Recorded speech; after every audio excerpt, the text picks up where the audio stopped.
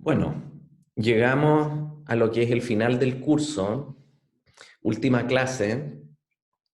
Ha sido un recorrido arduo y espero que hayan aprendido y que se hayan motivado con esta introducción a la geoquímica. Es decir, este es un curso de fundamentos y de introducción a la geoquímica.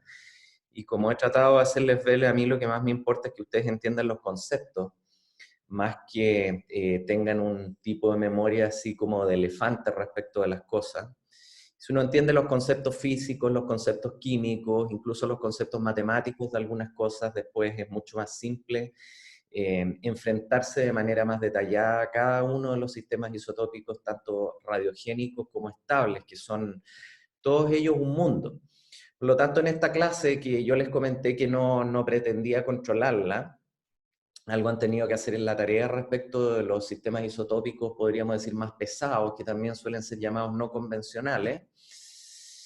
Vamos a tratar hoy día entonces de mostrarles una paleta más amplia, más allá de lo que vendría siendo el hidrógeno, el oxígeno, el carbono, el nitrógeno y el azufre, que son los sistemas isotópicos más típicos, más usados, más tradicionales, más convencionales, como quieran llamarlo, y mostrarles aplicaciones ya prácticamente de gran parte de la tabla periódica.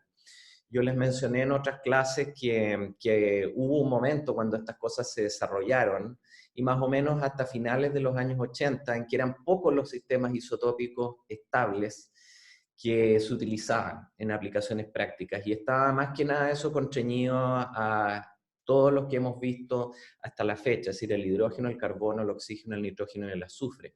¿Por qué? Porque la diferencia entre la masa más pesada y la más liviana era bastante grande, y eso permitía obtener para estos sistemas livianos, sobre todo de masas más pequeñas, un fraccionamiento medible con las sensibilidades de los equipos, dígase los espectrómetros de masa en esas épocas.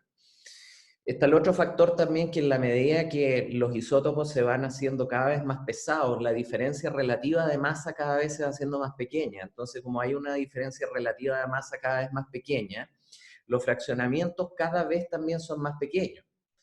A diferencia, no sé si se acuerdan del hidrógeno. ¿Alguien me puede decir cuánto era el rango de fraccionamiento que podía tener el hidrógeno en por mil, en valor delta? ¿Se acuerdan?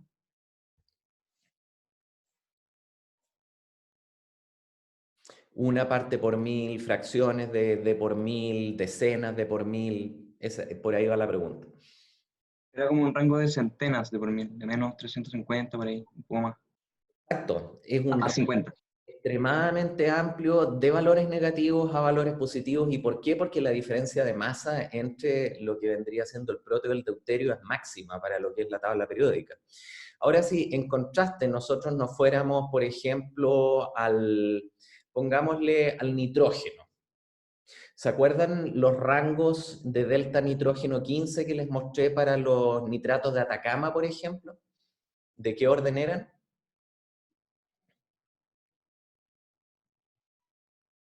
¿Centenas de nuevo de por mil? ¿De decenas, profesor? Decenas, exacto. Y en algunos casos la variación era relativamente pequeña, como puede ser en el caso de los nitratos, porque efectivamente hay un origen que es más bien atmosférico y está bien centrado entre menos 5 y más 5 por mil, siendo el cero el estándar aire, ¿ya? Por lo tanto, vamos a ver en la medida que vamos, podríamos ir haciendo más pesados los sistemas isotópicos, que el fraccionamiento cada vez se va reduciendo.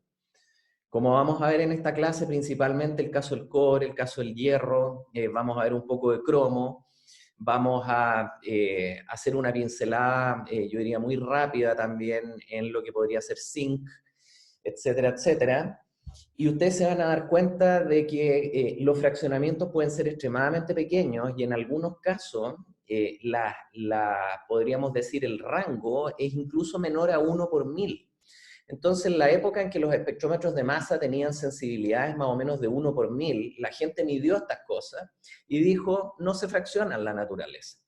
¿Por qué? Porque la sensibilidad del equipo permitía errores más o menos en el rango de 1 per mil. Entonces, si ustedes tienen el hidrógeno, que tiene centenas de por mil de fraccionamiento, o el oxígeno, o el carbono, o el nitrógeno, que tiene decenas, obviamente que el error en ese caso es bastante bajo y nosotros podemos identificar esos fraccionamientos. Pero si es que estamos dentro del rango error, no podemos decir nada. Y con espectrómetros de masa cada vez más sensibles, ahora estamos con sensibilidades que incluso son menores a una fracción de por mil, o en algunos casos menores a un 0,1 por mil de sensibilidad en 2 sigma, ¿ya? Eso ha permitido abrir la paleta de aplicaciones a toda la tabla periódica, y en este momento no hay sistema isotópico estable, por pesado que sea, que no presente un fraccionamiento medible en la naturaleza. Entonces, ese es el mensaje que yo les quiero más o menos entregar, porque cuando se pasan estos temas, suelen pasarse los sistemas isotópicos más típicos, y se olvidan de la tabla periódica, de todo lo que es el resto y todas las aplicaciones más modernas que efectivamente muestran un fraccionamiento muy, muy amplio. Alguien, no sé si tenía una pregunta, que me pareció escuchar un glitch, o pudo haber sido un micrófono. ¿Hay pregunta?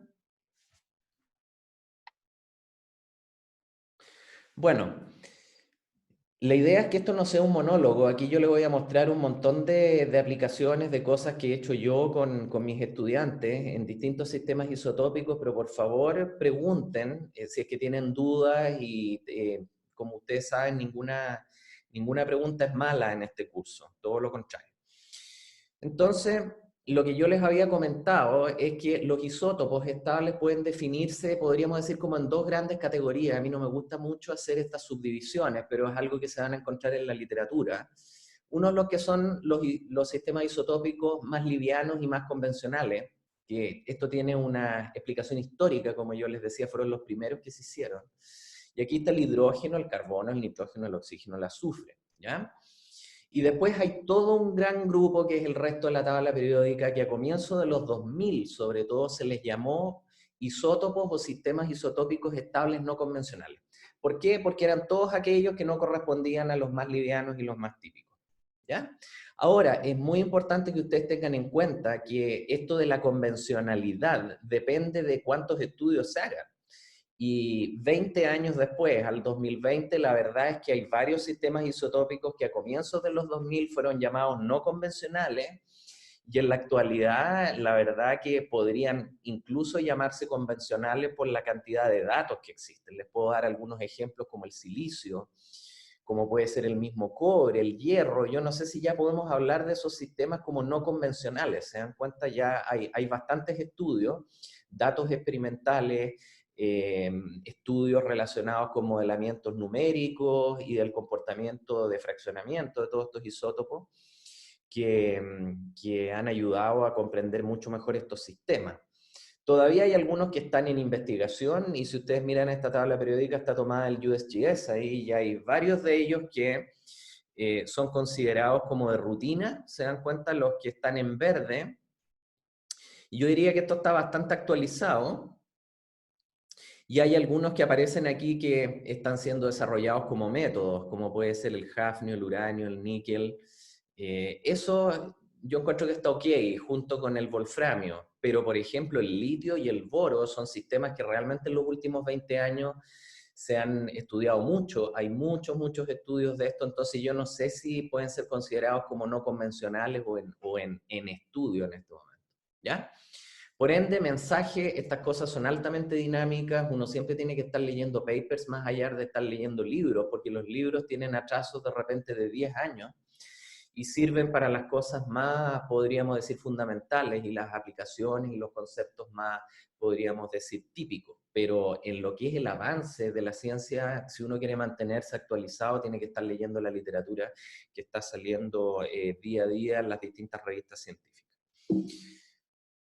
Ok, aquí hay una tabla, esto está tomado un volumen de comienzo de los 2000, donde hablaban de los sistemas convencionales de nuevo, hidrógeno, carbono, nitrógeno, oxígeno, azufre, y todos estos que están con flechas aquí o estaban remarcados eran considerados como no convencionales a comienzos de los 2000, ¿ya? Ahora, como les voy a mostrar respecto al cloro, ya se sabe bastante, no sé si lo podemos llamar no convencional, el hierro lo mismo, el cobre lo mismo, el litio lo mismo, y la gente que trabaja ahora en rocas volcánicas, tanto en niveles, podríamos decir, de erosión superficiales o en ambientes magmáticos, están trabajando mucho con calcio y con magnesio. Por lo tanto, son sistemas más pesados, son menos convencionales, pero obviamente que el volumen de información que hay ahora es mucho mayor que 20 años atrás. Aquí hay algunas referencias. Esto está tomado de Elements, que yo siempre les muestro porque Elements es un journal que tiene volúmenes temáticos que además están muy bonitamente ilustrados y están escritos a un nivel más o menos que lo entienda un estudiante de cuarto año a nivel, podríamos decir, de enseñanza universitaria mundial y por supuesto con algunos aspectos que van más allá, pero están escritos de manera sencilla también para ser entendidos y son siempre una buena fuente de referencia.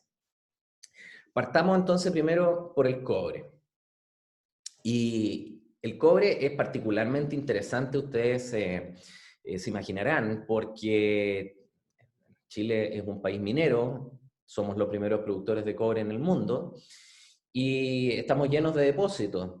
La pregunta entonces es cómo los isótopos estables de cobre pueden ayudarnos a entender mejor los depósitos minerales, y para ahí va más o menos las distintas aplicaciones que les voy a mostrar en las próximas diapos.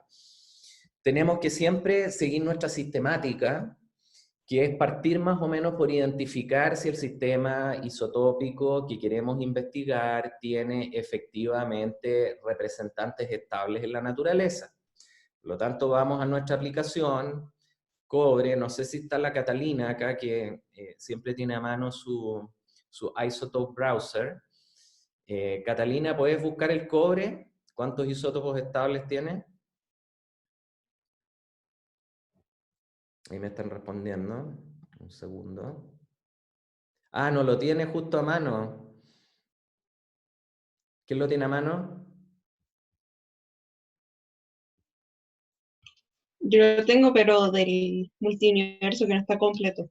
Pero eso del multiverso se ha transformado en una especie de mito urbano, ¿ah? La verdad que no se queden como con la idea de que el software por ser de Android o algo está malo, la aplicación, ¿no?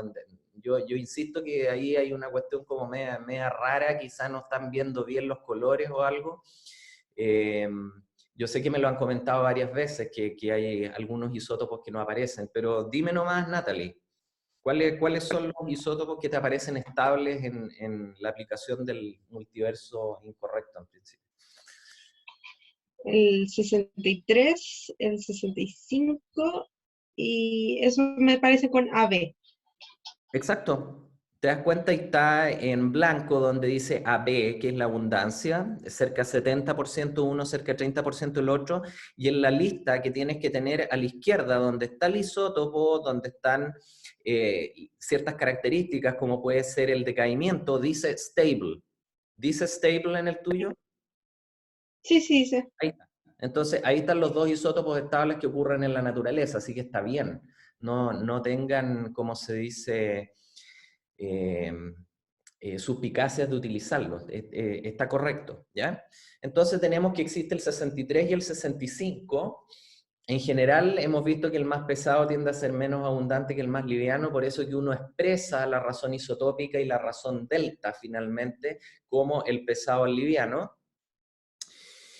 Y ahí, como perspectiva histórica, esto empezó a investigarse hacia fines, yo diría mediados fines de los 90, el caso del fraccionamiento isotópico de cobre. Y yo me acuerdo cuando estaba partiendo mi doctorado por ahí por los años, comienzo de los 2000, ya aparecieron los primeros trabajos reportando delta cobre 65, por ejemplo, en yacimientos minerales y cosas por el estilo. Entonces, recordemos que mayor a cero es pesado, igual a cero es igual al estándar y menor a cero es liviano. Por lo tanto, ¿qué significa el estándar, en este caso, usado para el cobre que está indicado ahí abajo? Significa algo, ¿no?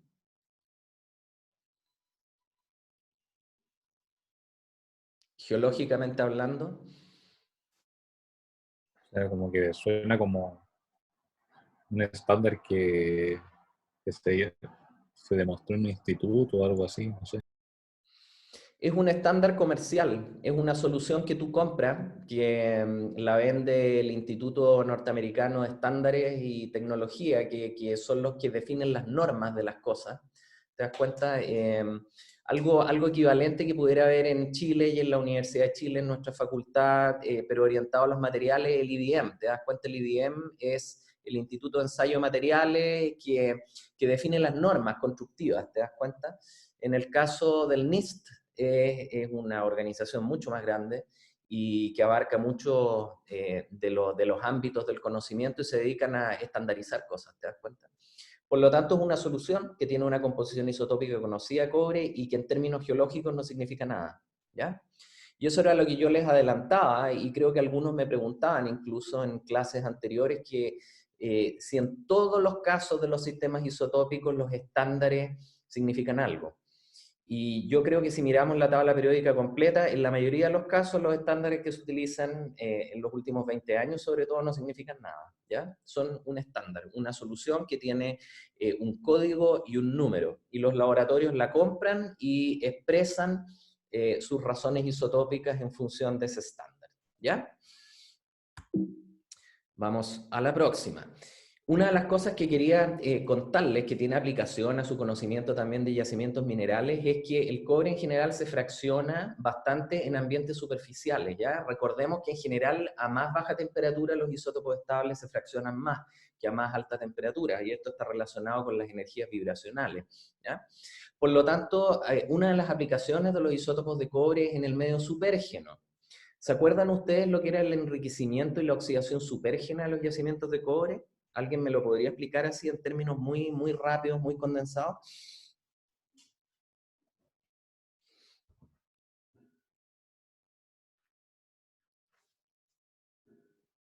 Es un enriquecimiento que se genera por procesos hidrotermales, ¿o no?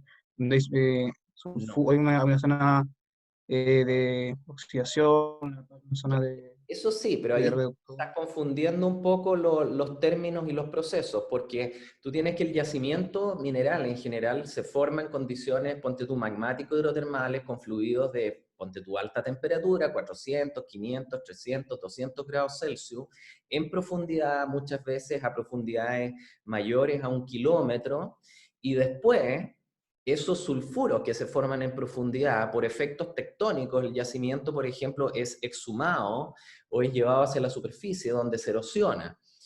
Y dentro de este proceso de interacción, podríamos decir, con la zona crítica, que es donde converge la geósfera con la hidrósfera, con la atmósfera y la biosfera, vamos a tener que se produce la disolución ahora y la oxidación de esos sulfuros que fueron formados en condiciones de mayor temperatura y presión, es decir, no van a ser estables a mayores fugacidades de oxígeno, ni tampoco en presencia de agua, por lo tanto se van a disolver.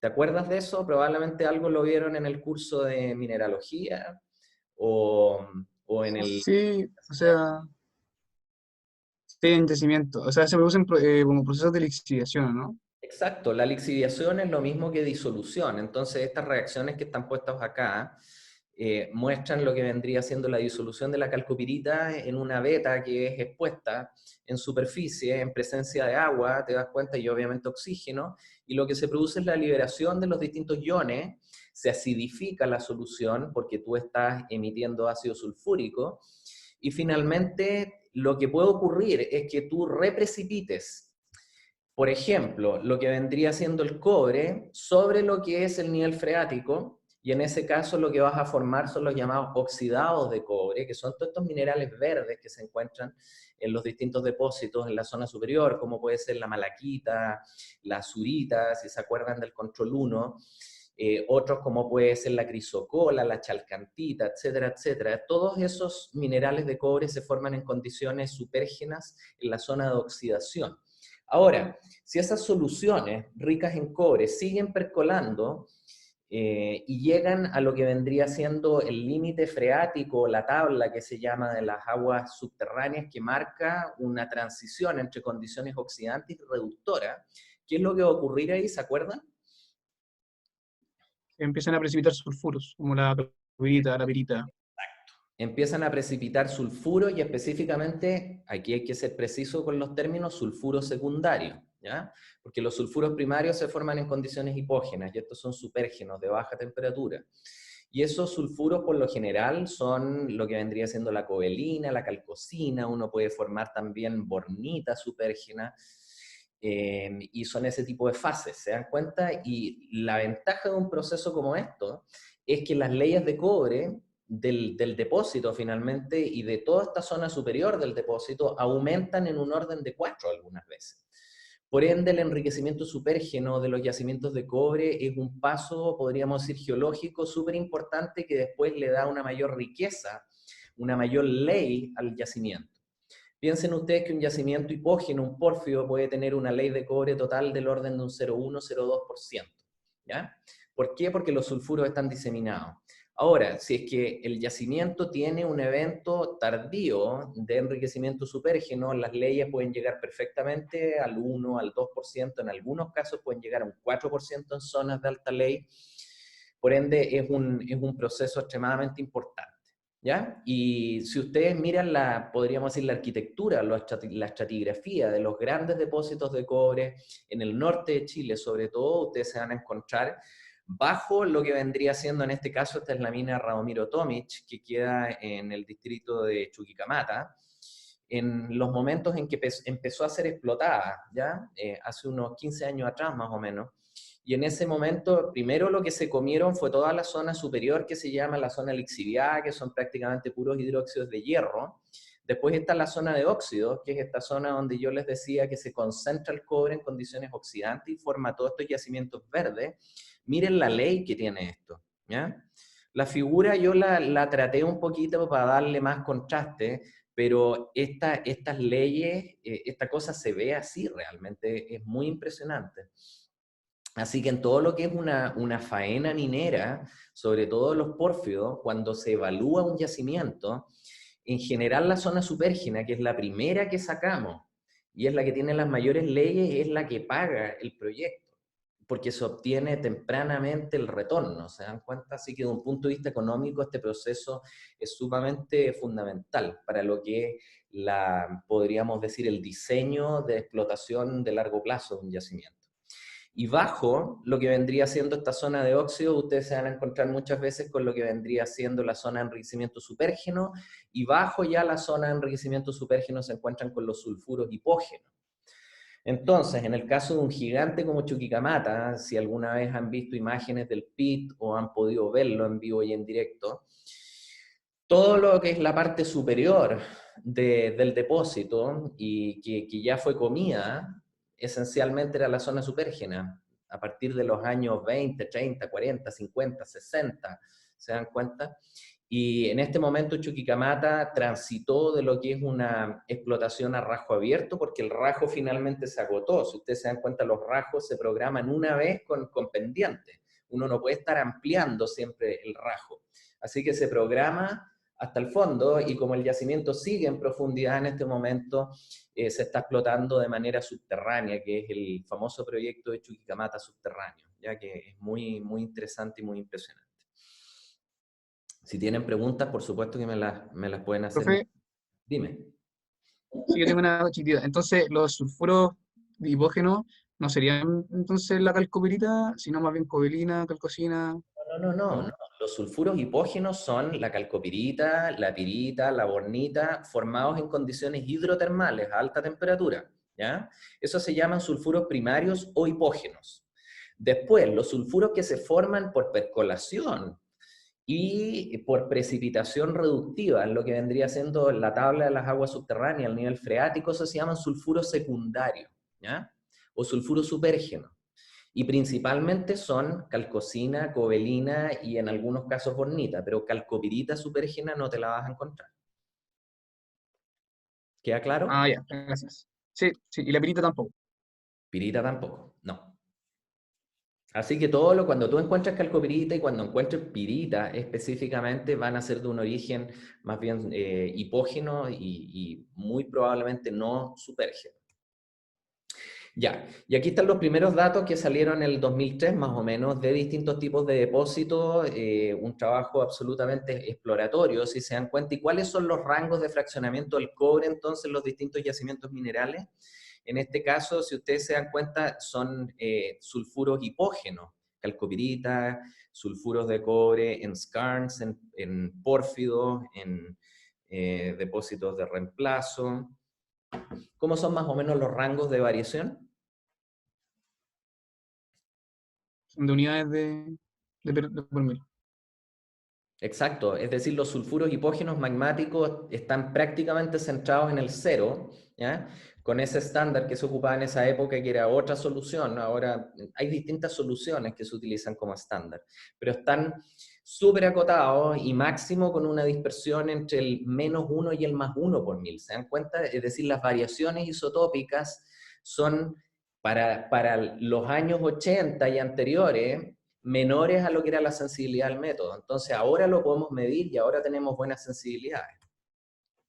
Aquí hay otros ejemplos, por ejemplo, aquí están los sedimentos, aquí están los depósitos de pórfido, aquí hay skarns, aquí hay VMS, que son los depósitos de sulfuros masivos volcanogénicos, otros depósitos hidrotermales, los sistemas sedimentarios. Se dan cuenta siempre de los sistemas sedimentarios que tienen influencia más superficial, más biológica, tienden a tener rangos de fraccionamiento más amplios, pero en términos generales es súper acotado. Los sulfuros hipógenos, ¿ya? Están cercanos al cero, y aquí ocurre una coincidencia, que estar cercanos al estándar, que es un estándar X, representa más o menos lo mismo que en el caso del sistema isotópico del azufre, ¿ya? En que estábamos en el cero en condiciones más o menos magmáticas. Aquí resulta que los sulfuros hipógenos y de origen más bien magmático caen también en el cero de un estándar que es una solución del NIST, ¿se dan cuenta? Por lo tanto, en el caso del cobre, podemos decir, al igual que el azufre, de que un valor cero del estándar es cercano a lo que vendrían siendo los sulfuros hipógenos o el ambiente profundo magmático hidrotermal, ¿ya? Aquí hay más ejemplos, trabajos de Matur. Si se dan cuenta, ahí está el 1 y el -1 por mil, y toda la variabilidad que existe para distintos depósitos en Chile. Por ejemplo, esto es el Teniente, esto es Chuquicamata, esto es El Salvador, aquí Coyahuasi, y estos son porfios que quedan, por ejemplo, en Papúa Nueva Guinea o en Perú. Y la variabilidad está realmente acotada entre el -1 y +1 para los sulfuros hipógenos, la mineralización profunda, ¿ya? Por lo tanto, no sirve mucho el sistema para la mineralización profunda. Pero cuando se empezaron a investigar ahora los, podríamos decir, minerales supérgenos de cobre, como pueden ser los óxidos de cobre o como pueden ser los sulfuros secundarios, como la cobalina y la calcosina, ¿cómo son los rangos de fraccionamiento?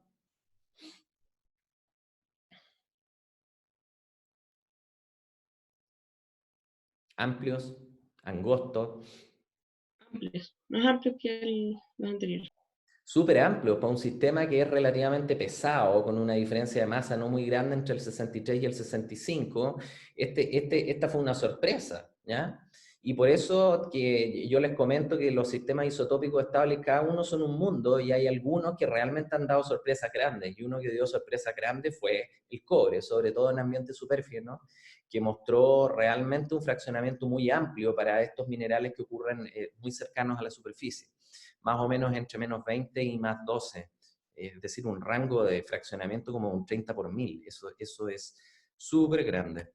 Ya, entonces esto se combinó con datos experimentales, se hicieron experimentos para saber más o menos cuáles eran las rutas de fraccionamiento y qué significaban los valores, y aquí están condensados los experimentos. La calcopirita, que se forma en condiciones hipógenas, tiene más o menos una señal que es magmática, que está centrada en el 0, +/-1, y cuando se disuelve la calcopirita, aquí ocurre algo contraintuitivo, que es que el fluido, es decir, el líquido, se enriquece en el isótopo pesado. Y en la naturaleza, muchas veces lo más lógico es que el líquido se enriquezca en el isótopo liviano, porque el isótopo pesado queda más fuertemente enlazado a lo que vendrían siendo los minerales, ¿ya? Que es un principio básico que vimos en la primera clase de fraccionamiento. Pero en el caso del cobre, por su entorno, por sus características químicas, tiene un comportamiento más bien contraintuitivo. Y, por otra parte, La calcopirita, entonces, que ha sido lixiviada, queda obviamente deprimida en el isótopo pesado. Entonces, ¿qué creen ustedes que va a ocurrir con este líquido pesado que después empieza a percolar y que puede generar sulfuro secundario, por ejemplo? ¿Cómo sería la señal isotópica de la cobalina y de la calcosina? Más pesada, porque el pesada. líquido a partir del cual se precipitan es pesado. Exactamente. Entonces, los sulfuros secundarios, la cobalina y la calcosina, son bastante más pesados que lo que vendría siendo la calcopirita. Y por otra parte, ¿cómo crees tú, Roberto, para aprovechar el vuelo, que va a ser la asignatura isotópica de los oxidados de cobre ahora entonces? Deberían ser más livianos. Más livianos, ¿ya? Por lo tanto, los oxidados de cobre o todo lo que queda en el famoso leach cap o en la zona de disolución, lixiviación, va a ser más liviano. Por lo tanto, esto se ha planteado también como una herramienta de exploración. Cuando ustedes no saben dónde está el pórfido y pueden ir a través de sondajes identificando las distintas zonas, se pueden utilizar y se han tratado de utilizar los isótopos estables de cobre para ir acercándose a lo que vendría siendo la mineralización, lo que se llama un vectoring, en base a esta diferencia tan significativa que existe entre lo que vendría siendo la señal hipógena, la señal de los sulfuros secundarios y lo que vendría siendo la señal de los óxidos de cobre. Ahora, incluso ustedes saben que la exploración, sobre todo en zonas cubiertas o en zonas donde hay mucha agua, se utiliza el agua subterránea para hacer exploración también hidrogeoquímica. Entonces, si ustedes fueran al norte de Chile y hicieran unos pozos por ahí, tuvieran agua, y esa agua ustedes las mandan a medir para cobre y resulta que les da un valor de más 10 el agua. ¿Eso es interesante o no? Sí, porque ahí tendría minerales de cobre, Exacto. como Uno puede utilizar como criterio ir en búsqueda del agua más pesada en términos del cobre, ¿ya? Porque eso quiere decir que han habido múltiples ciclos de disolución, reprecipitación, y eso finalmente es lo que incide en la riqueza y en la ley de un eventual depósito mineral, ¿ya?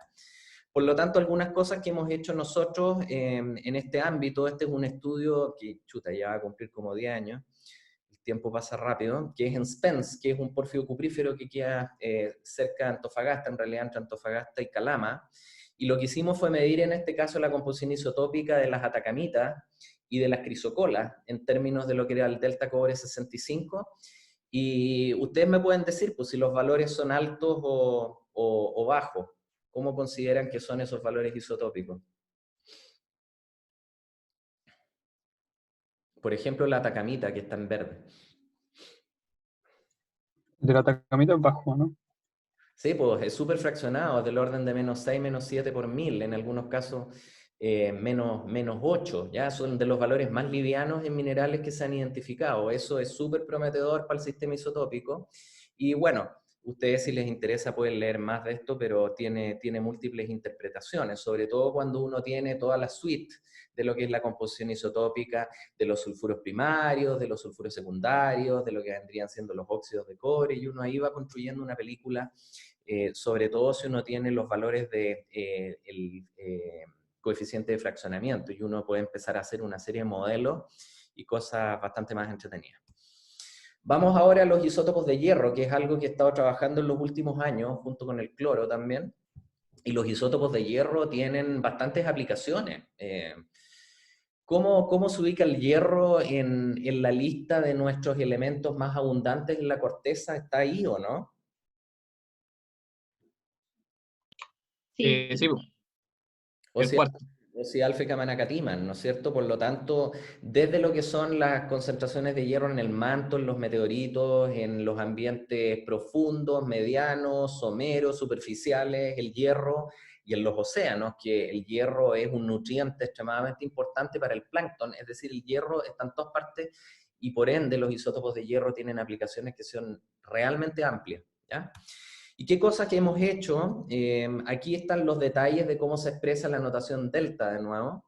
Podemos mirar que si ustedes buscaran en el browser, hay más de 2 isótopos estables de hierro. A veces se ocupa, por ejemplo, el 54, el 56, otras veces se está utilizando el 57. Son distintas aplicaciones, pero en general es el hierro 56. Es decir, es la razón entre el 56 y el 54 la que se utiliza para distintas interpretaciones. Y de acuerdo al estándar ahí IRMM, ¿qué creen ustedes que significa ese? ¿Tiene algún significado geológico? A mí me tinca que no, parece una sigla también como la del cobre. No tiene ninguno, y si leen aquí dice, la notación delta está relacionada a el estándar IRMM 014, que es un estándar de hierro metálico del Instituto de Referencia de Materiales y Medidas, ¿ya? Y que es un estándar que se está utilizando desde el año 99. Así que es una solución que se construye en base a literalmente un pedazo de fierro que tiene una composición isotópica conocida, ¿ya? Ok, aquí están más o menos los rangos al año 2020 de fraccionamiento del hierro en la naturaleza. Y ustedes cada vez que miran un gráfico donde se expresen los rangos de variabilidad de un sistema isotópico, ustedes van a ver barras, ¿ya?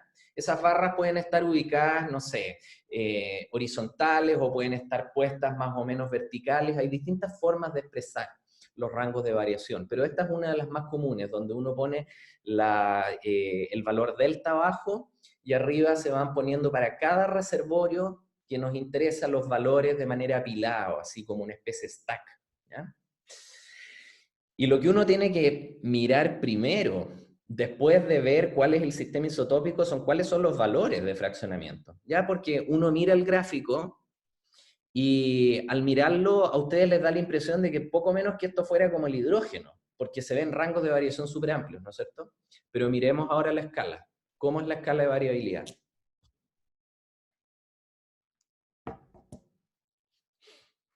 Bien angosta. Es angosta, más o menos entre -2 en este caso y +2, ¿ya? Ahora, ¿cómo se ubica el hierro respecto al cobre en la tabla periódica?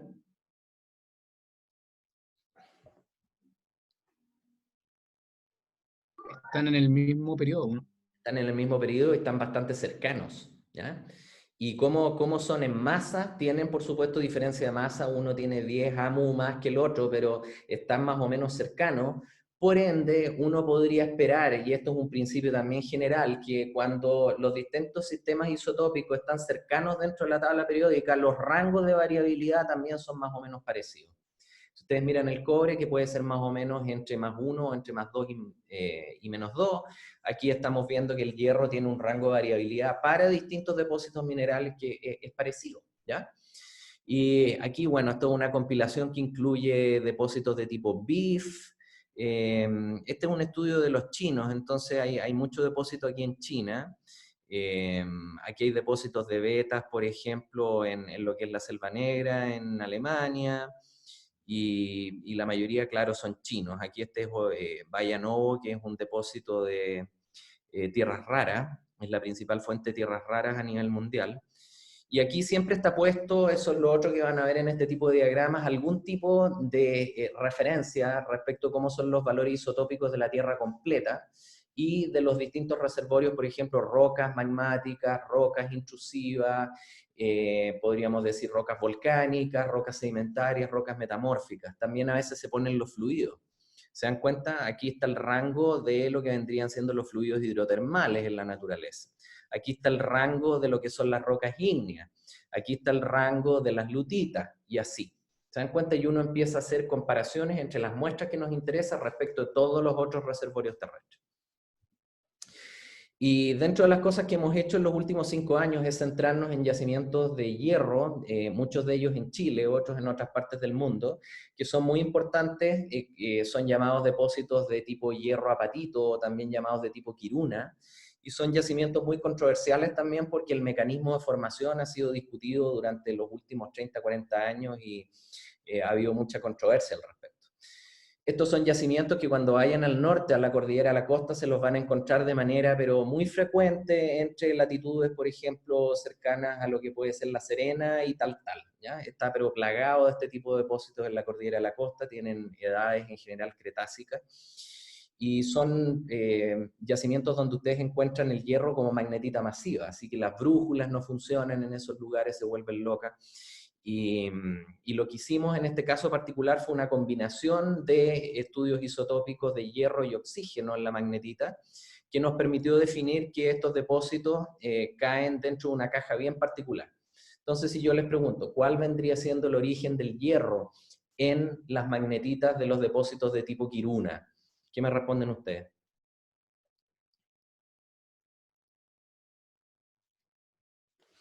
Mirando el diagrama.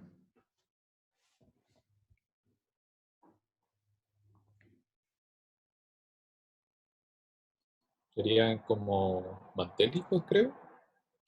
No, mantélicos no, simplemente uno dice magmático. Te das cuenta, y al decir magmático es que esos metales provienen de un magma y eventualmente ese magma podría tener una fuente mantélica. Así que no es enteramente incorrecto lo que dice, simplemente que uno trata de acotar un poco las cosas. ¿Te das cuenta? Porque para decir que sean mantélicos uno tendría que ocupar otro proxy isotópico, por ejemplo el samario, el neodimio o el estroncio, y comparar esos valores de las razones con lo que vendrían siendo las razones, por ejemplo, de las rocas volcánicas que tienen una componente mantélica, por decirte.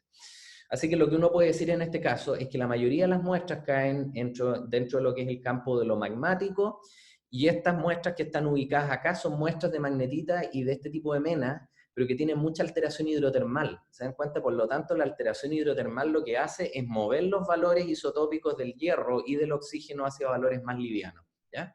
Y ese es un principio bastante fundamental e importante para estos depósitos.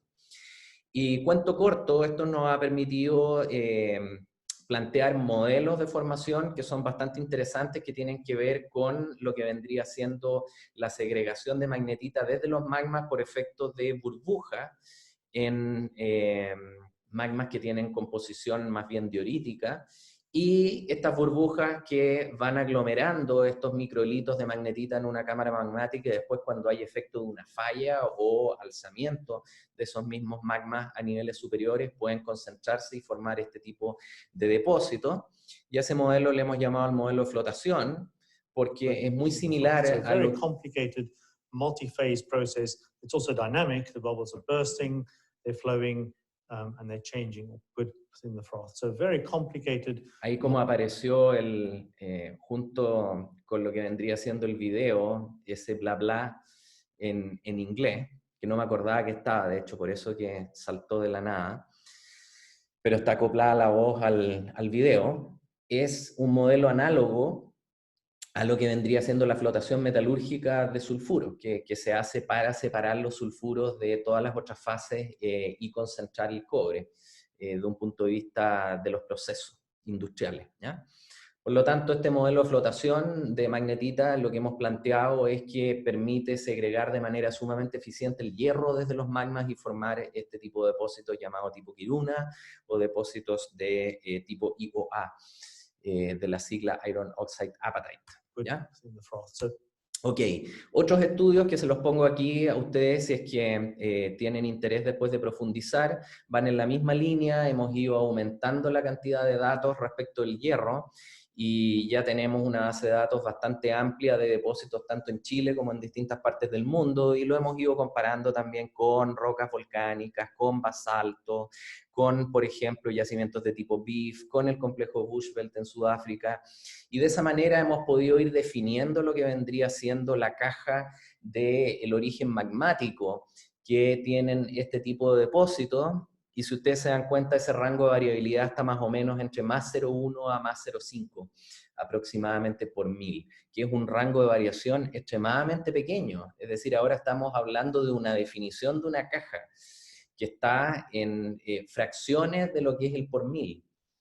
Y esto es gracias a que los espectrómetros de masa en la actualidad tienen capacidad de medir con una sensibilidad muy buena, ¿ya?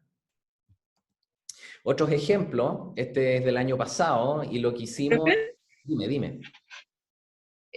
¿Cuáles eran los depósitos tipo BIF? Los depósitos tipo BIF son depósitos que no hay en Chile. Tú te puedes encontrar, por ejemplo, en Brasil, en Australia, en Canadá. Mucho con estos depósitos son lo que se llaman Banded Iron Formation, ¿ya? Y son depósitos que de alguna manera son el testigo de la oxigenación de la atmósfera más o menos a los 2.5 GA, ¿ya? Son depósitos bien laminados, donde tú tienes láminas de óxidos de hierro que alternan con cherts y cosas por el estilo, y son los depósitos de hierro más grandes que existen a nivel mundial y son los más, podríamos decir, económicamente viables porque son unos monstruos de grandes y son bastante fáciles de explotar también. Gracias.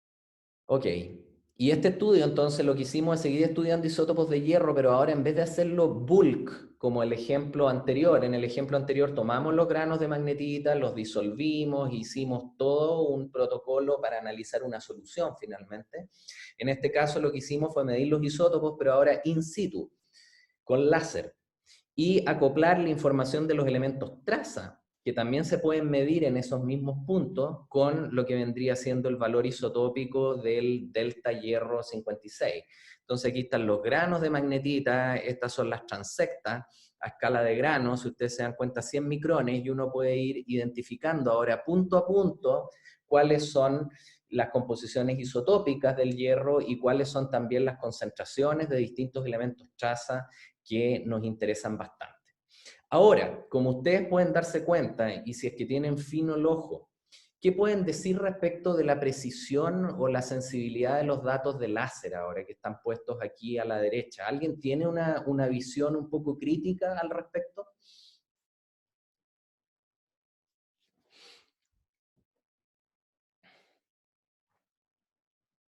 Igual podría decirse que las barras quizás son como un poco amplias, pero en realidad la escala de abajo está en décimas por mil, entonces no sé quizás si te está tan amplio el error. Tal cual como tú dices. Y si tú tuvieras que definir mirando el diagrama cuál es la sensibilidad del método o cuál es el error, ¿cuánto es? El error es como de 0,1 más o menos, un poquito menos de 0,1. Es 0,1 por mil, esa es la precisión del método. ¿Te das cuenta entonces? Obviamente que cuando estamos en una zona de traslape, es muy difícil decir si es que realmente esas diferencias son reales y significan algo geológicamente o simplemente son el resultado de que estamos dentro de la precisión. Entonces, uno tiene que, de manera muy crítica, evaluar los datos y obviamente estos puntos rojos de por aquí tienen diferencias que son significativas respecto de estos puntos probablemente que están ubicados por aquí, ¿ya? Pero cuando estamos aquí en toda esta masa central, obviamente que grandes interpretaciones no podemos hacer. ¿Y por qué ocurre esto? Porque en la medida que nosotros vamos microanalíticos con un láser, vamos a tener menores precisiones, porque esto es como el principio de incertidumbre así de Heisenberg, de la mecánica cuántica. Así yo creo que es el mejor análogo a lo que es el análisis. Nosotros no podemos llegar a la mejor precisión con la mejor resolución espacial. Uno siempre tiene como que hacer una especie de trade-off. Es decir, si es que queremos tener ultra buena precisión, tenemos que hacer la cosa bulk por disolución y llegaremos a muy buenas precisiones. Pero si nosotros queremos tener buenas precisiones y también una buena resolución espacial, la verdad que siempre vamos a tener un límite que va a estar condicionado por la técnica finalmente. Estas cosas han mejorado mucho.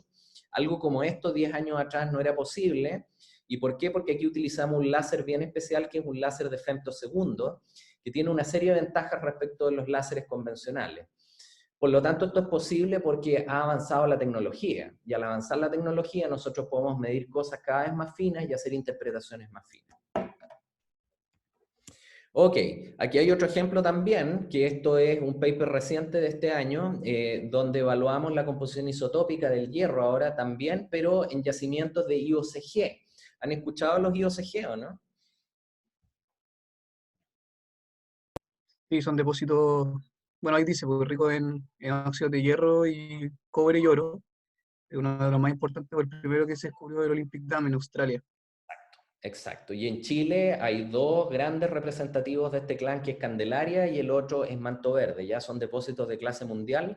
Y si es que ustedes quieren dedicarse a la geología económica o finalmente por cultura general geológica, aunque terminen en hidrogeología, trabajando en una minera probablemente, van a estar codeándose con este tipo de depósitos porque realmente han sido en los últimos 20, 30 años los depósitos quizá más explorados junto con los pórfidos, ¿ya? En este momento en Chile son la segunda fuente de cobre después de los pórfidos y tienen una gracia bien particular los IOCG, que además tienen otros elementos, varios de ellos considerados estratégicos, que son de mucho interés, como puede ser el cobalto, como pueden ser las tierras raras. Por lo tanto, es un tipo de depósito que a mí en particular me interesa mucho, y junto con los de hierro apatito, que forman parte de un clan, están muy relacionados entre ellos. Gran parte de lo que he estado haciendo en los últimos 5 o 7 años ha estado orientado a este clan de depósitos, ¿ya? Y lo que hemos visto es que efectivamente el hierro en los IOCG, en los óxidos de hierro, como la magnetita y la hematita, tienen la misma asignatura que en el caso de los yacimientos Quiruna o los de hierro apatito que les acabo de mostrar. Es un origen más bien magmático del hierro, con signaturas que están más o menos el más 0,1 al más 0,5, y en este caso está ampliadito un poquitito más porque han ido saliendo muestras con valores cada vez más pesados, ¿ya? Ok, pasando ahora a sistemas isotópicos estables no convencionales. Les voy a hacer más o menos una mezcla así de distintas cosas para que ustedes tengan como referencia, y dentro de ellos nos vamos a centrar mayoritariamente en el cromo, que he hecho cosas relacionadas con cromo y lo que vendría siendo el cloro, ¿ya? Pero ustedes tienen que pensar que sistema isotópico estable de la tabla periódica que tenga más de un isótopo estable, dígase 2 para arriba, en la naturaleza ha sido estudiado y va a seguir siendo estudiado. Por lo tanto, está lleno de cosas y podríamos hacer un curso completo en 2 semestres de todos los sistemas isotópicos estables. Así que esto es simplemente una especie de baño general. Les voy a mostrar algunas cosas del litio, algunas cosas del boro, que son también interesantes, por supuesto, junto con el calcio, el magnesio, el silicio, que son componentes súper fundamentales de las rocas y de la corteza en general. Así que, ¿qué hemos hecho con el cromo? Aquí vuelvo un poco a la historia que les contaba la clase pasada de los nitratos, los yacimientos de nitratos, que los estudiamos en detalle hace hartos años atrás ya, unos 7, 8 años. Y aquí yo tuve varios estudiantes de posgrado que trabajaron en estas cosas. Y una de las particularidades que tienen los nitratos es que tienen una concentración de cromo que es muy alta, ¿ya? Y que es muy curiosa, porque se acuerdan que el origen mayoritario de este tipo de depósitos era más bien por depositación atmosférica. Entonces, ¿alguien me puede decir de dónde creen ustedes que puede venir el cromo? Que no está presente en la atmósfera, claramente. ¿Se les ocurre de dónde podría venir el cromo que está presente en los nitratos?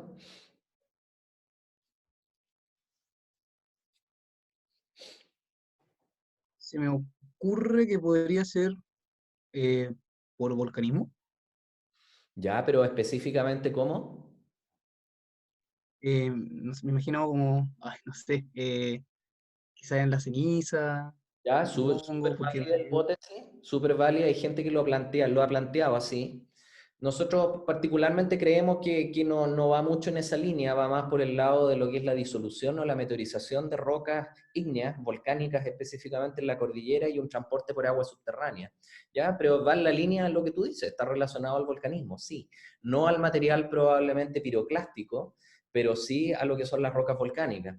Entonces, ¿quién me puede decir cómo es el rango de variación del cromo en los reservorios terrestres? Aquí están puestas más o menos los rangos de variabilidad.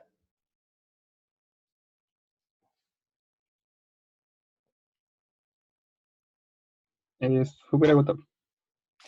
súper acotados de los sistemas isotópicos que tiene, pero menor variabilidad en los sistemas, podríamos decir, magmáticos y profundos, ¿ya? No tiene fraccionamiento prácticamente. Aquí está la tierra silicatada completa, aquí están los sedimentos marinos, aquí están las rocas promedio del manto, aquí están todas las rocas andinas, por ejemplo. Aquí están lo que vendrían siendo las rocas sedimentarias, como pueden ser las lutitas en cuencas profundas, y todos están más o menos en el menos 0,1, 0,2 por mil, ¿ya? Por lo tanto, no tienen rango de variación. Aquí está la composición isotópica ahora de las aguas subterráneas del desierto de Mojave, que hay datos. Y ahí es mucho más amplia. ¿Se dan cuenta? Entonces, algo está apuntando a lo que es el sistema superficial, al sistema supérgeno, y eso tiene que ver con procesos redox, porque hay bastantes cambios en el estado de oxidación en el cromo en condiciones muy oxidantes, ¿ya? Y ahí la química se pone mucho más dinámica. Todos estos puntitos que están aquí arriba son los datos de los nitratos. Entonces yo creo que me digan cómo interpretan esto. Primero, cómo son los rangos de variación del cromo en los nitratos y qué podría significar.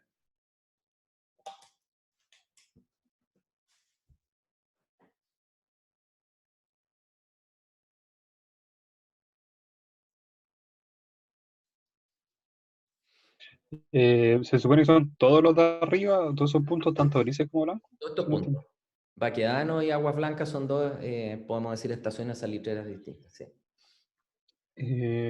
Bueno, el depósito de Baquedano tiene como una mayor variación, lo cual, no sé, creo podría estar asociado debido a lo mismo que dijo de quizá separar tanto el cromo como por acumulación de procesos de meteorizantes como por, no sé, por acumulación magmática, pero quizás eso podría indicar, mientras que agua blanca está más acotado. Exacto, y bueno, si uno mira en términos generales, los dos tienen rangos de fraccionamiento mucho mayores y distintos a lo que son los reservorios más típicos terrestres profundos, y bastante similares a lo que pueden ser las aguas subterráneas. Por lo tanto, esto apunta a que hay un impacto no menor en el transporte de cromo y la acumulación en los nitratos por efecto de lo que son las aguas subterráneas. Tienen que imaginar que hay un gran ciclo hidrológico, en Atacama, que va desde el altiplano hasta la depresión central y después se encuentra con la cordillera de la costa, que es una verdadera barrera. Y ahí las aguas subterráneas progresivamente a lo largo de millones de años han ido surgiendo. Por lo tanto, gran parte del cromo que viene probablemente fue transportado por aguas subterráneas y generó esa señal anómala. Ahora, como dato freak, este punto que tenemos ahí que reportamos es el dato de cromo más fraccionado en el sistema solar, ¿ya? De todos los datos que se han medido. Y este es el paper que les comenté la clase pasada también, que fue destacado en Science el año 2014. Eso con el cromo. Ahora, ¿qué pasa con el molibdeno? El molibdeno también se ha investigado en distintos sistemas isotópicos, podríamos decir relacionados a reservorios marinos, relacionados a lo que vendrían siendo, por ejemplo, los yacimientos minerales, donde hay molibdenita, es decir, en cualquier ambiente donde haya molibdeno, también se han hecho isótopos de molibdeno. ¿Y cómo son los rangos de variabilidad? Es un sistema que muestra mucha variabilidad, ¿o no? No, poquita.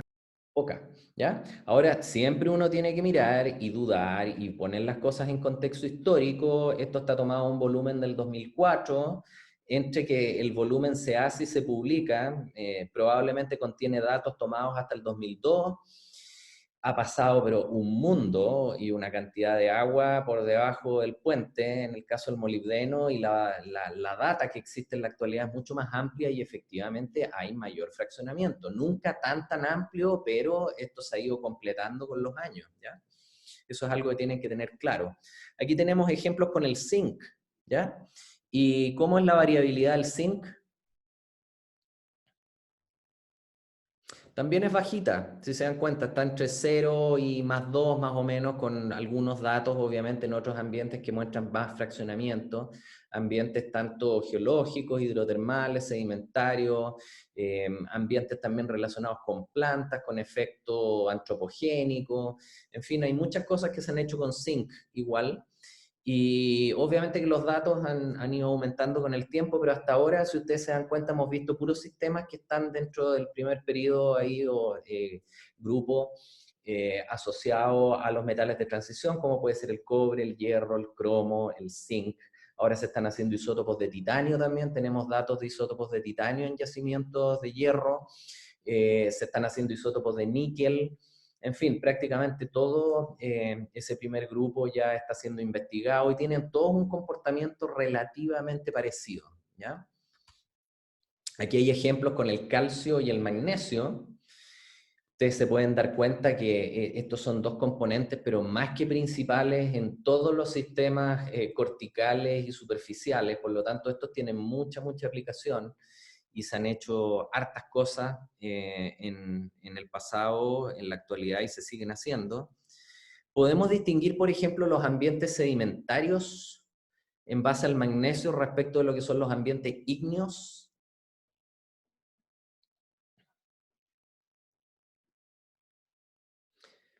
Ambientes sedimentarios respecto de los ambientes ígneos con magnesio.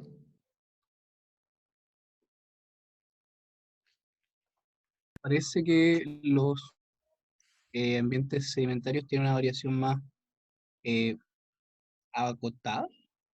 No, al revés, Ya. al revés. Sí. Ah, claro, ahí está. Es como en un rango mucho más amplio. Sí, súper amplio y con valores más livianos respecto de, por ejemplo, lo que son las rocas ígneas, que en 322 muestras de rocas ígneas de distinta naturaleza, el rango de variación es más o menos de un 1 por mil y centrado aproximadamente en 0, independiente de lo que signifique el estándar, ¿ya? El agua marina tiene un rango de variabilidad súper bajo, por lo tanto, obviamente que no tiene mayor aplicación en agua marina, a menos que tuviéramos la capacidad de distinguir fraccionamientos que estén bajo el 0,1 por mil, que ya se está poniendo posible en términos técnicos. Se dan cuenta, llegar a precisiones, por ejemplo, 0,01 por mil es una cuestión espectacular, ¿ya? Eso es con el calcio y el magnesio, no es algo en lo que yo trabajo particularmente, pero con el silicio hemos estado haciendo algunas cosas. De hecho, durante este año que quedó medio interrumpido el trabajo en laboratorio, estábamos desarrollando el método para medir silicio en todos estos materiales de sintersilicio en sistemas geotermales. ¿Por qué? Porque el silicio muestra bastante variabilidad y es un sistema que se ha estado utilizando en distintos ámbitos, ¿ya? Así que probablemente en un futuro cercano espero ya tengamos datos de eso. Y el último que quería contarles en detalle es el cloro, que es un sistema que tiene bastante aplicación. Dime, Aaron. Bueno, la pregunta más que nada era porque cuando como que vi que se podía usar silicio, ¿por qué no había una, bueno, en realidad no sé, pero por qué no había como un interés mayor debido como a la ubicuidad del silicio, o sea, que está en todas partes, bueno, en los silicatos, eso no. ¿O por qué no había un interés, siendo que tampoco es un átomo tan pesado? Sí, súper buena la pregunta. Es decir, esta históricamente está en el umbral. Te das cuenta, 30 es cercano a lo que era también el azufre, y el azufre se medía sin problemas, con mucha variabilidad, pero cada sistema isotópico del silicio tiene bastantes dificultades técnicas, para no entrar en detalle. Y que te quede más o menos ¿cómo se dice? Así que tú recuerdes de que el silicio tiene dificultades en la separación química, tiene dificultades un poco también en lo que es la separación por efecto de lo que vendría siendo el sector magnético. Entonces, todos estos sistemas tenían históricamente dificultades y se dejaron un poco de lado. Considerando las precisiones, la gente dijo, mira, si el silicio, la verdad que tiene un fraccionamiento de unos pocos por mil nomás, probablemente no significa mucho. Al mismo tiempo el azufre tenía fraccionamientos de 20, la gente empezó a hacer otras cosas, hasta que en los 90 y fines de los 90, comienzos de los 2000, la gente empezó a darle una nueva mirada, y el silicio obviamente que cayó dentro de esa categoría, y no podríamos decir en la actualidad de que no hay interés por el silicio, todo lo contrario, hay mucho interés. Y hay muchas cosas que se están haciendo, y en oceanografía, por ejemplo, se utiliza cualquier cantidad del silicio, en petrología en este momento también, pero siempre tienes que considerar que medir isótopos estables y hacer espectrometría de masa es una técnica analítica muy complicada, ¿ya? Por lo tanto, no son todos los grupos que puedan enfrentar este tipo de trabajo. no todos los laboratorios hacen todos los sistemas isotópicos, sino que también se van especializando en algunos sistemas isotópicos porque toma mucho tiempo. Es decir, a nosotros nos ha tomado un año, un estudiante magíster también, en montar solamente lo que es la parte de separación química en el laboratorio limpio antes de entrar siquiera al espectrómetro de masa. Son cosas que toman mucho tiempo. Así que el expertise se va construyendo de manera incremental y no es llegar y hacer estas cosas. Muchas veces los datos no dan buenos resultados a las primeras y uno tiene que volver y decir qué hicimos mal en la etapa del laboratorio, cuál es el impacto que puede tener la materia orgánica después en el espectrómetro de masa, en fin, un montón de dificultades, ¿ya? Y eso es más o menos estándar prácticamente para todos los sistemas isotópicos más, podríamos decir, más pesados y menos convencionales, entre comillas, ¿ya? Va por ese lado la respuesta.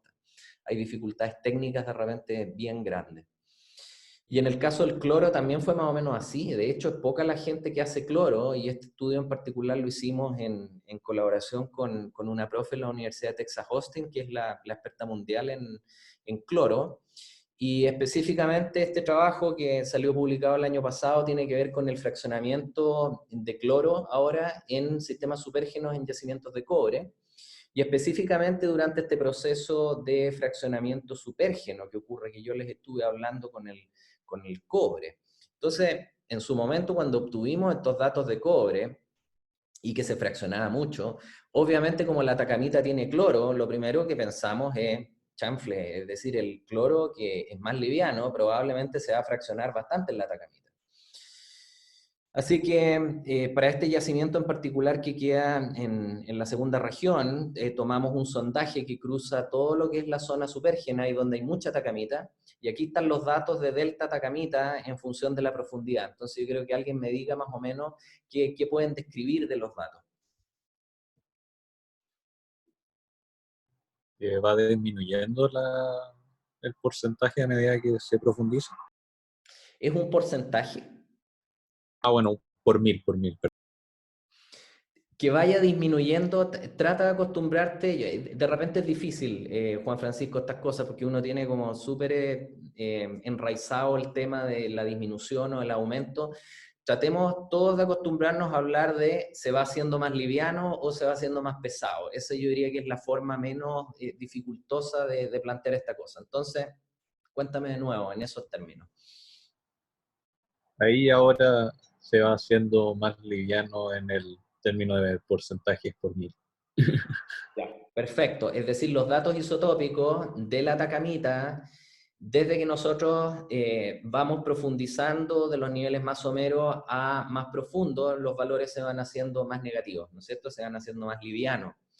Eso es un trend y es bastante interesante porque uno tendría que preguntarse si ese trend es resultado de un proceso de fraccionamiento, por ejemplo, evaporación de agua de poro, o si puede ser un proceso relacionado con mezcla de fluidos en que se hayan mezclado, por ejemplo, aguas subterráneas poco salinas con aguas subterráneas más salinas, y eso es lo que investigamos en este paper, y lo primero que tuvimos que hacer fue determinar experimentalmente y obtener un coeficiente de fraccionamiento.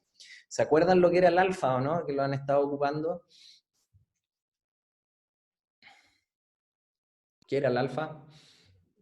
Factor de fraccionamiento. El factor de fraccionamiento. Entonces, experimentalmente lo que hicimos fue precipitar Atacamita en presencia de una solución y medir la composición isotópica del precipitado y la composición isotópica de la solución. ¿Y qué nos dicen los resultados experimentales?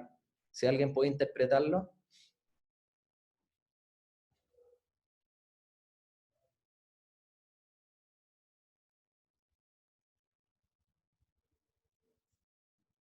O sea, interpretando los gráficos o el puro resultado del número.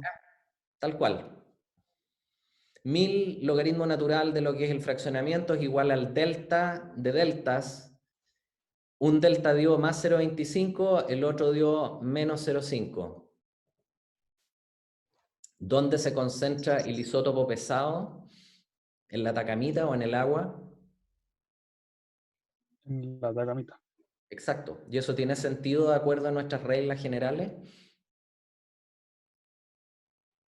Sí. Es decir, lo lógico es que el isótopo más pesado tiende a estar más fuertemente enlazado, por ende se concentra en un mineral. Así que el resultado dio sentido, no es contraintuitivo como otros sistemas.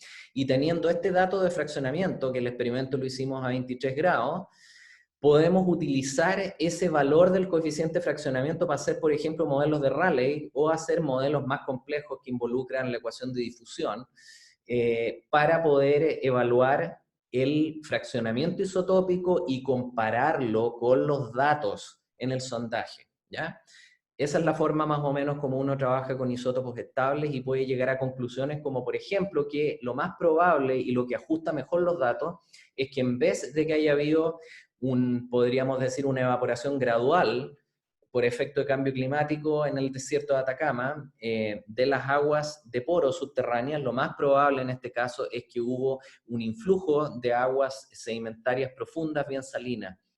¿Por qué? Porque los datos se ajustan mejor a un modelo difusivo que a un modelo simple de Rayleigh, ya que es similar a lo que podrían haber hecho en la tarea, ¿ya? Ese es el tipo de cosas que se pueden hacer, por ejemplo, con el cloro.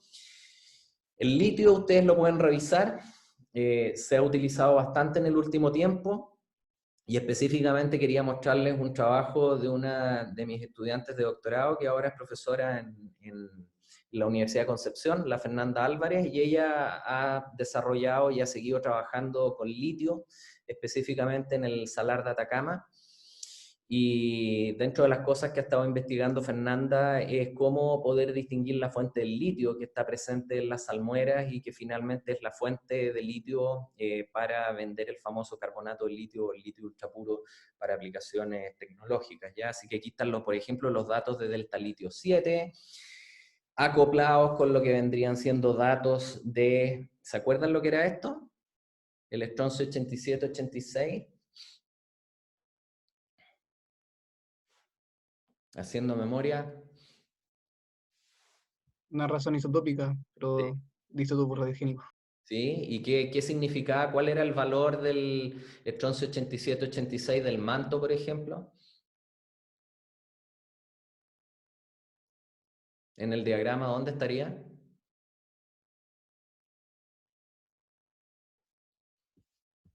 Por aquí. Más hacia la izquierda. Hacia la izquierda, son valores 0,703,9, ¿se dan cuenta?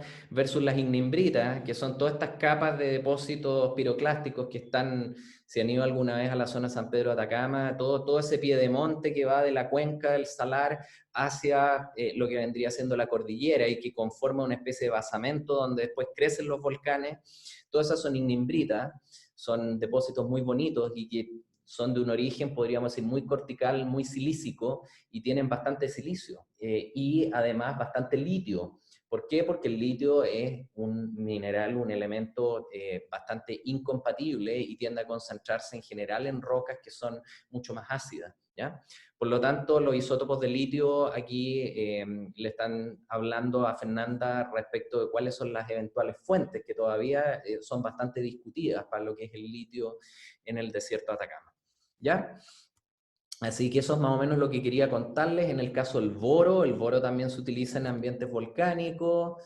Aquí hay datos del mismo paper de Fernanda, pero donde ella acopla los datos de boro al estroncio. En general, uno siempre trabaja con más de un proxy isotópico, no solamente con uno, ¿ya? Uno puede trabajar con litio y boro, junto con elementos traza y razones de estroncio y así, ¿ya? Eso, así que hemos llegado al final. Rayo para la suma, existen múltiples sistemas isotópicos, hay que estar siempre bien atento a qué es lo que dice la literatura, cuáles son las cosas que se están haciendo, hay mucha dinámica en el conocimiento y llegamos al fin. Si ustedes se dan cuenta, hemos completado desde lo que es el inicio hasta los últimos capítulos más o menos del White en esta segunda parte y lo que es el curso completo. Y nos van quedando dos hitos esencialmente en el curso, que es la entrega de la tarea y lo que vendría siendo el control de la semana próxima. Así que con eso cerramos este semestre y este año bastante complejo.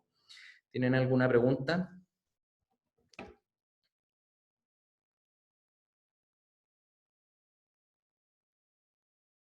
No por aquí, profe. Tampoco. Ya. Bueno, ha sido un gusto entonces, espero nos sigamos viendo y obviamente vamos a estar en contacto por correo u otro medio y espero que el próximo año podamos vernos en algún momento en persona en el departamento. Ojalá. ¿El martes va a haber un horario de consulta? Sí, por supuesto. Es decir, yo probablemente suba un poco antes de las 12 el control y podamos juntarnos a las 12 por Zoom. Ahora, no sé, puede ser eso, pueden enviarme consultas por email, siempre considerando que tienen que ser preguntas relacionadas con enunciados, ¿ya? Eso, así que, por supuesto, si quieren nos podemos juntar a las 12 y ver algún tipo de retroalimentación de enunciado, ¿ya? Gracias, profe, que esté súper bien. Cuídese. Y que tengan Gracias. Gracias. con sus familias y cuídense harto. Igualmente. Gracias, profe, usted igual. Gracias, profe, igual. Profe. Gracias.